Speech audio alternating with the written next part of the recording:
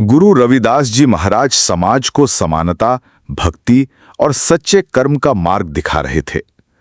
एक बार वे पंजाब के खुरालगढ़ साहिब पहुंचे।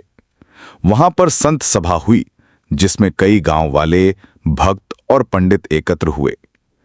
पंडितों ने उनसे प्रश्न किया, गुरुजी, आप गंगा स्नान क्यों नहीं करते? शास्त्रों में लिखा है कि गंगा स्नान से ही पाप धुलते हैं। बिना गंगा स्नान के मोक्ष कैसे मिलेगा? गुरुजी का उत्तर। गुरु रविदास जो मुस्कुराए और शांति से बोले, भाइयों, अगर मन पवित्र नहीं है तो 1000 बार गंगा स्नान करने पर भी कोई लाभ नहीं, और अगर मन निर्मल है तो घर की छोटी सी कठौती भी गंगा के समान है। उन्होंने ये अमर वाणी कही, मन चंगा तो कठौती में गंगा। चमत्कार, उल्टी गंगा। गुरुजी ने सामने रखी कठौती उठाई और उसमें जल भरकर स्नान किया। तभी अद्भुत दृश्य हुआ। कठौती से गंगा जल फूट पड़ा। जल का प्रवाह इतना तेज था कि वो उल्टी दिशा में बहने लगा। ये दृश्य देखकर सभी हैरान रह गए कि गंगा जैसी पवित्र धारा उल्टी बह रही है। लोगों ने यह समझा कि जब संत कहते हैं कि मन की पवित्रता ही सबसे बड़ा स्नान है, तो यह सत्य है। लोगों की समझ। सभा में बैठे पंडित और लोग नतमस्तक हो गए। उन्होंने स्वीकार किया कि सच्चा स्नान बाहरी नदी में नहीं, बल्कि मन की स्वच्छता में है। गुरुजी ने कहा, गंगा बाहर नहीं, भीतर बहती है। अगर मन निर्मल है तो कठौती का जल भी गंगा है। महत्व। ये घटना इतिहास में उल्टी गंगा के नाम से प्रसिद्ध हुई। आज भी खुरालगढ़ साहिब, जिला होशियारपुर, पंजाब में वो स्थान मौजूद है। हर साल लाखों श्रद्धालु यहां आते हैं और गुरु रविदास जी के इस संदेश को याद करते हैं।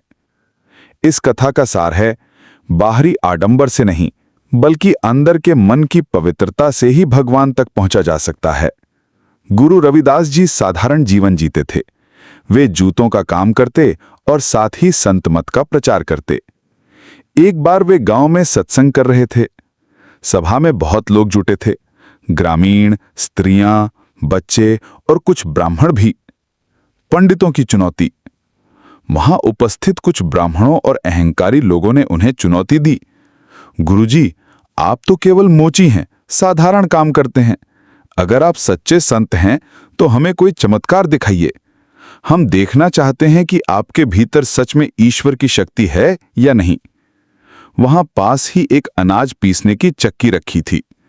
पंडितों ने कहा, अगर आप सच्चे संत हैं तो इस चक्की को बिना हाथों के चलाकर दिखाइए। सभी लोग सांस रोक के खड़े हो गए। गुरु रविदास जी ने शांति से मुस्कुराते हुए बस अपना अंगूठा चक्की पर रखा। अद्भुत चमत्कार हुआ। चक्की अपने आप घूमने लगी।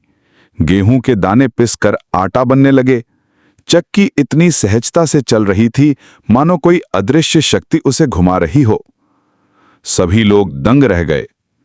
गुरुजी का संदेश। गुरुजी ने सभा की ओर देखा और कहा, यह शक्ति मेरी नहीं, ये तो उस परमात्मा की है। अगर मनुष्य अहंकार छोड़कर भक्ति करे तो उसके भीतर भी अनंत शक्ति जाग सकती है। सच्ची ताकत शरीर की नहीं, बल्कि सच्चे विश्वास और ईश्वर से जुड़ाव की है। लोगों का भाव परिवर्तन।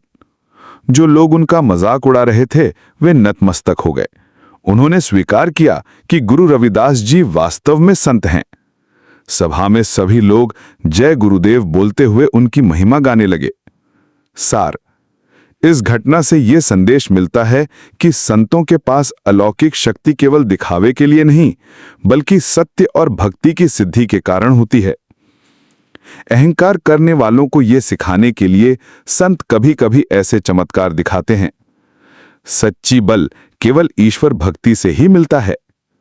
इसलिए आज भी ये कथा भक्तों के बीच प्रसिद्ध है कि गुरु रविदास जी ने केवल अंगूठे से चक्की चला दी थी,